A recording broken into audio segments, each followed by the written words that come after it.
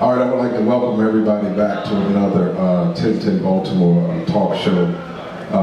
We just wrapped up the month of April, which was our financial empowerment month, and now moving into May, we're going to have our Keep It Real month, and I want to bring some guests on the show who are going to keep it real. That's one of the terminologies people use: keep it real, keep it 100. For the sake of our talk show, I want to say we're going to keep it 1010. Because 1010 means 100. So we're gonna keep it 1010 today, and I'm excited because we have nobody other than our guest for the day, Mr. Tony Daye. Thanks for coming on the show once again. Thanks for having me, sir. I appreciate you. No problem, no problem. So keeping it 1010, man, I know we've had a chance to have conversation, and this is your second time being on the 1010 Baltimore talk show. I think the first time we sat down with you was more of an interview, and this setting is more of a talk show, and I know you're probably one of the most realest people I know. I take that as a compliment. Father, a business owner, doctor, lawyer, priest, whatever you can. Okay, all right, you all in one. All wrapped in one. All right. Now we've had conversations, Mr. Daye, and you talked about joining the KKK as a black man. You would probably be the first black man to join the KKK. Tell us why you want to join the KKK. Well, I tried, but they wouldn't let me in. But I want to join the KKK because they're consistent. They're consistent. Okay. Just because they're consistent. Just because they're consistent. Because I wanted them to teach me how to teach my people to be consistent. So if they could teach me to be consistent, I can teach my people how to be consistent. So for example, the KKK was formed in 1865. Okay. All right, so if you're black, Hispanic, Chinese, if you're not white, you're not joining the KKK. But the NAACP that was formed for blacks allow whites to work in there. And they don't even know they're white. I don't understand that. Wow. I don't understand how Bill Clinton gets inducted into the Black Hall of Fame. I've never seen a black man get inducted into the Jewish Hall of Fame, man, like that. I want to be consistent. Like for example, it's a magazine, Minority Business Owner Directory. It says minority business owner, but if you turn to the back, you got white folks in it. I don't understand. So I want to know how you be consistent for 151 years, and we can't be consistent for 2 months. Wow. Yeah. So your premise for wanting to join the KKK is just to learn consistency, and you feel like the KKK has been consistent enough over the past years, and us as black people, what do you think us as black people our problem is? Man, the list is long. Back to consistency. Anybody in the Olympics, any weightlifter, any bodybuilder, the key is consistency. You gotta be consistent. You keep me along, you gotta be consistent. If you're not consistent, then it ain't gonna work. And we're not consistent. And so there's a list of things that hinder us and hold us back, and that's one of the things right there. So does this tie into any of your political views? Like, do you feel like you experience racism or lack thereof of consistency in the political realm? As far as racism? Yeah. Now, what do you mean racism? I mean, because I feel like if you join the KKK is a group of individuals who decided that they don't like other races. So, like you said, you couldn't join is because you wasn't a white guy. You wasn't of the same nationality as those guys. So, would KKK be considered racist or racist? Well, let's take the word racism. Okay. I'm racist. Okay. And I think every culture should be racist. Let me explain myself. Okay. If you look at the definition of racism in Webster, all racism means is one race that thinks that they're superior against another. Now, for example, I believe we're superior against other races because when you do your history, the pyramids being built, a lot of ancient wonders of the world. So I think you should think racism. I think we get racism and discrimination mixed up. So, for example, I'm racist. But if I see a little white kid hungry or a little Indian kid that didn't have a place to stay, I would help him. Now, discrimination comes in when you look at color. And I wouldn't hire a person for that job. I hire people all the time. If the qualifications are there, I'll hire them. But I wouldn't use the color of their skin or their religion not to hire them. That's discrimination. So I think we put too much emphasis on racism rather than discrimination. So would you say that the KKK is racist, or would you say they just discriminate against black people? I think they're consistent because unless you're white, you can't join. So that's a rule. So that's consistency, you know. But like I said, racism, I think every race to a certain extent think is racist. They just don't say it though. A lot of businesses that's open in the inner city, I believe they're racist. So you have, for example, you might have the Asian, for example, they want to sell to one of us a hair store or a hair product, they'll sell to their own. That's racism. That's being racist. They don't want another culture to tap into their resources or finances. You know, so all of it's racist to a certain extent. I think it's discrimination. So you can be racist and not be of an evil intent. Yes. Okay. So the evil intent comes in when you start to discriminate. Exactly. Okay. All right. I think I understand. Now dealing with discrimination and racism, you know, I've heard a lot of things about, you know, presidential elections and stuff going on. People say that Donald Trump is racist.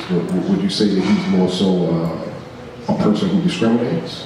I don't think Donald Trump discriminates. I asked anybody, show me one clip that he has said where he's discriminating against him. One clip. One clip. So what do you feel? What are your thoughts on Donald Trump? I love Donald Trump. I hope he's our next president of the United States. So that's who you voting for? Yes. So you're not a fan of the Clinton administration being in the office? Listen, I go on facts.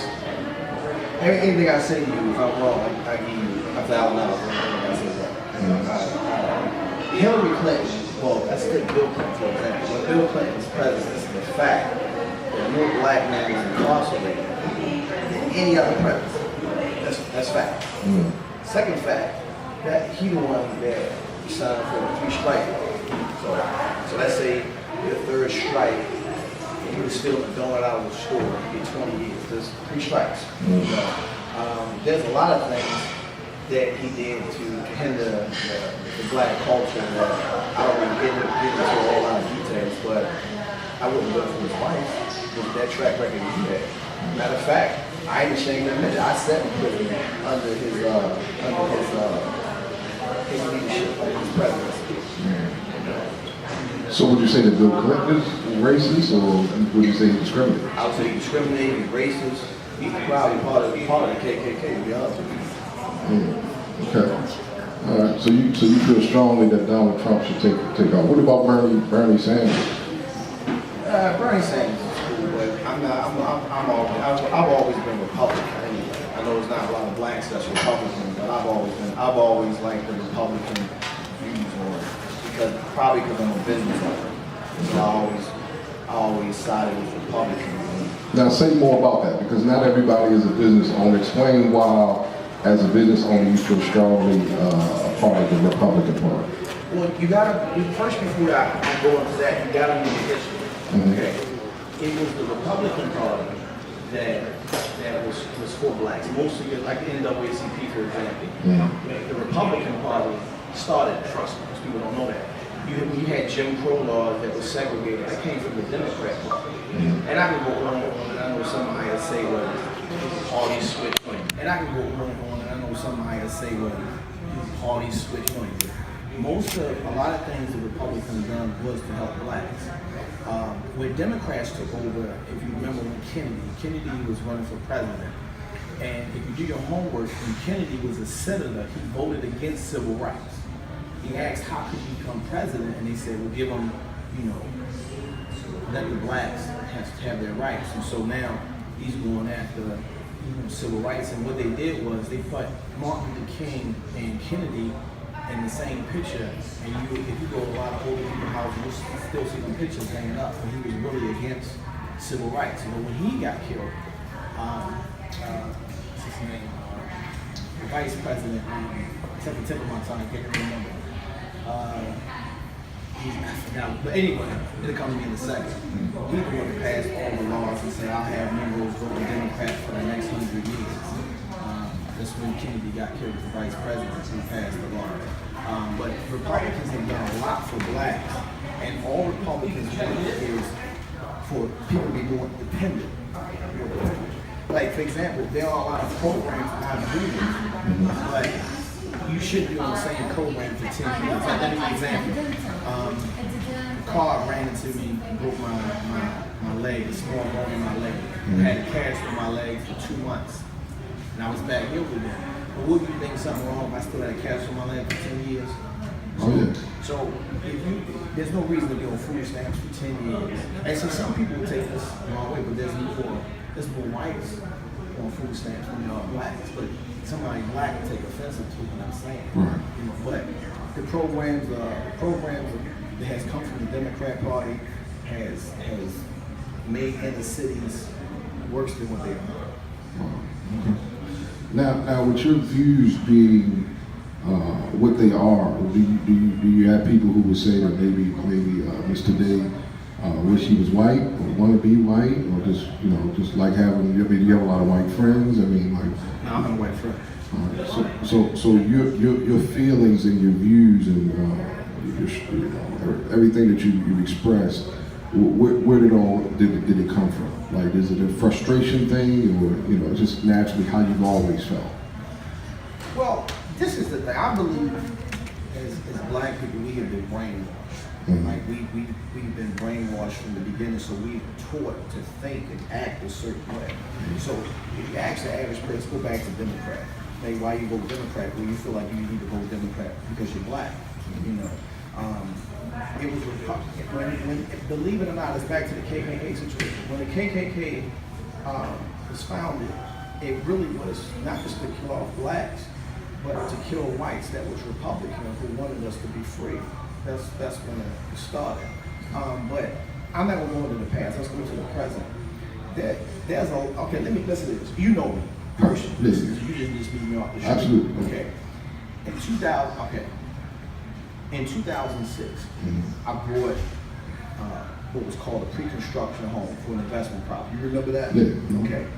I went and put down $5,000, and they approved us. They signed a contract, Ryan Homes, and then 2 months later, I had to come up with additional $9,000 for closing. Okay. Went to closing, buy pre-construction property. The house wasn't built. A year and about 3 months later, the house was built.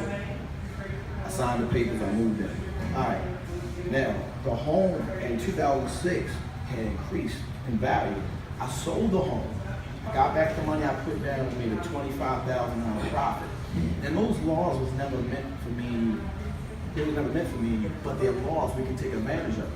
We don't take advantage of laws that's passed because we worried about what Lucius Lyon is doing. We're worried about what Needy doing off Atlanta Housewives or Potomac. We worry about the wrong things. If Donald Trump becomes president of the United States, he's going to pass laws that benefit rich white men. But those laws still apply to us.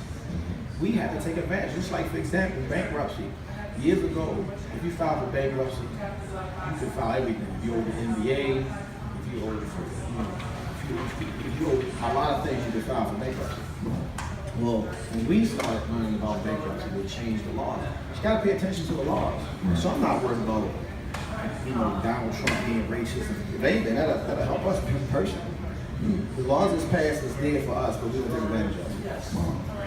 So, very, very interesting point, man. I'm actually glad you kind of shared that. Everything that a white person or black person with wealth have access to, we have access to.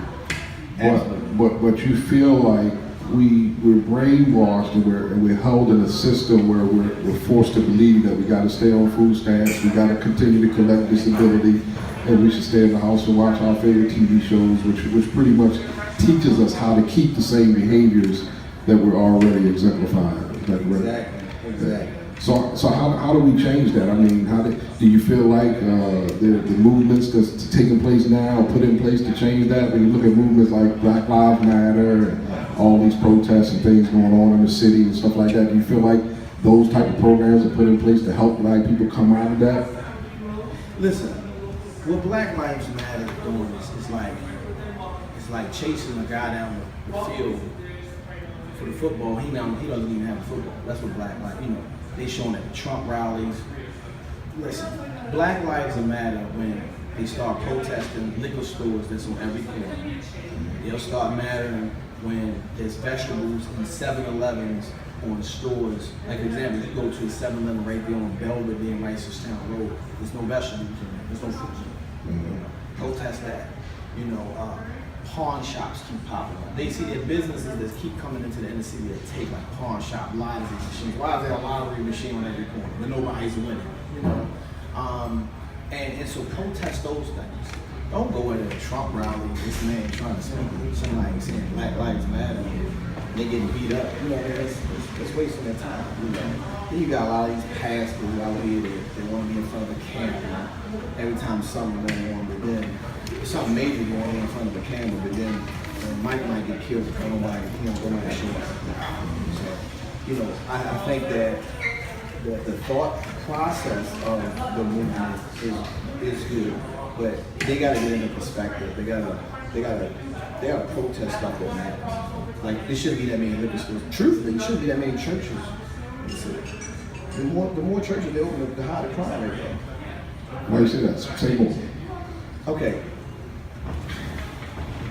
Churches, a lot of, and I don't want to touch somebody's faith right here. Churches help keep, a lot of churches, I'm not going to say all churches, help keep us in bondage and keep us in poverty. So for example, did you know that, say you had a church, and you're not allowed to tell nobody who to vote for, right? Right. You know why? Because you're a non-profit or status. So that's your way of keeping you in control. So I'm gonna keep preaching to you the kingdom of heaven. So you come to me, Bruce, let me pray for you so you get a job. I'd rather just be able to give you a job because I'm in a position here than, praying for you before you. You follow what I'm saying? So a lot of things the church do to hinder us. Giving away food every week and the same people in line for a year, and homeless for a year. So the churches hinder in a lot of ways. Not all, a lot of them. A lot of them do it for the non-profit status and to take, to be honest with you. So if Mr. Tony Daye could have it his way, and you could talk to and or reach every African American in the United States, what would your message be to those people? Like, what would you want to say to them? Like, what would you want to get across that you think would make Black people's lives better?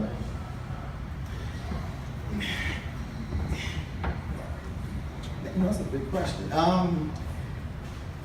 Look, let me say this to you. Okay, let's say my name is Jimmy. All right, I get off work, right? I'm walking down the street.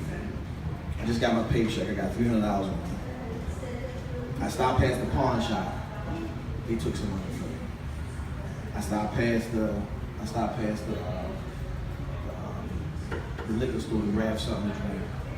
Then I go to the next store. I go to the lottery machine. Then I wait till Sunday come. I go to church and put money. Take.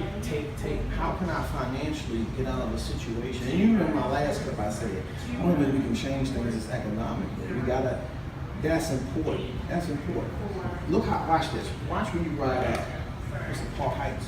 Immediately after Northern Parkway, you don't see no trash on the ground. The crime is different. You follow me? It has to be changed economically. That's how we have to do it. Whether it's saving our money, investing our money, doing different things to help our community out to change it. And when we get the mindset of changing things financially, then things will change. It's not hard to do. It's not hard. So how do you propose we do it? I was listening to Farrakhan one day, and one thing I love about Farrakhan is that we had the research when he says, he didn't done the research for you. We spend like 3 to 4 trillion in this economy. Like we're the #1 spenders. Like take for example, Owens Mills, a mall, and you have $400,000 to $5,000 homes around it, but the mall closing. Let's look at Montgomery. Around the mall, you have abandoned houses, but the mall keeps growing. So you see what I'm saying? You can't get paid every week and then rush back to give it to them. I think it's like in the Montgomery Mall, I can safely say that there's 97-98% of blacks that support. Do you know the percentage of stores that's owned in Montgomery? Like 2. So when those are proof of facts. When I say change things economically, you gotta stop being in a rush to give them our money. Start saving some money, start investing our money. Like I had a conversation with a gentleman a while ago. He was like, well, the farmers come over here, they get a break or whatever. Listen, you can fill a whole store from Sam's Club with $5,000. You know, $5,000 will buy you all the butter, cans, sodas, chips, all that stuff. They don't get that much money. That much money to fill a store.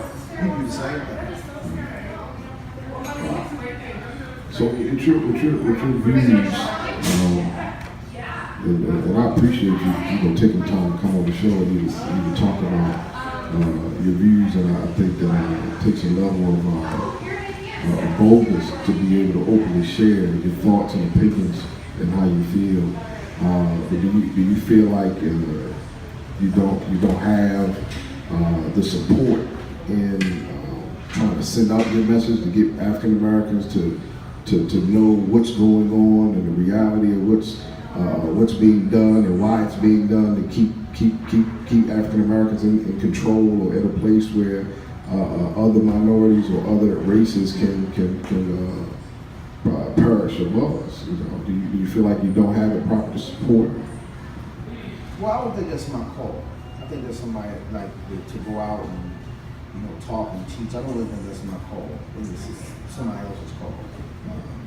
I wouldn't want them now. I'm the type person, individual rather, that if it comes to me, I'll change the situation. Like I've met plenty of people and I've given them opportunity to them, and the opportunity they stay with me because I'm a person that create opportunity. But I'm not that Jesse Jackson or that Al Sharpton. I'm not that. So I just handle situations whatever time.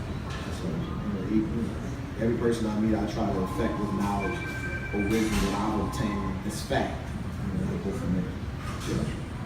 All right. Well, this has been our 1010 Baltimore talk show. The start of May.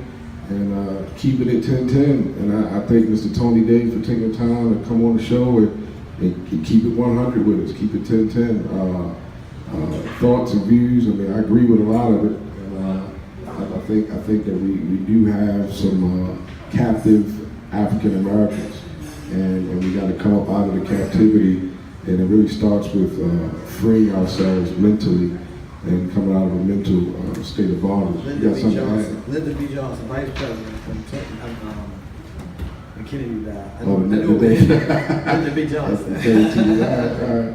Now, in closing, Mr. Daye, do you have any final thoughts or words you want to share before we close?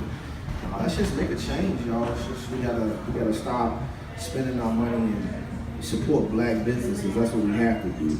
Even if the business, a lot of times we open businesses and we'll get a bad name because a lot of times blacks don't know how to run a business, but you can't give up on them. You can't give up on them. If don't give up on them because you went to a carry out and the eggs was made wrong. Go back. Go back to them. Still keep supporting them. And through the support of us, keep supporting each other, we'll start to grow. And that's how we won't have to start from there and support each other. Not just financially, but with other things. All right, that's great. All right, that's it, y'all. Thanks for tuning in, and I hope to see y'all next week.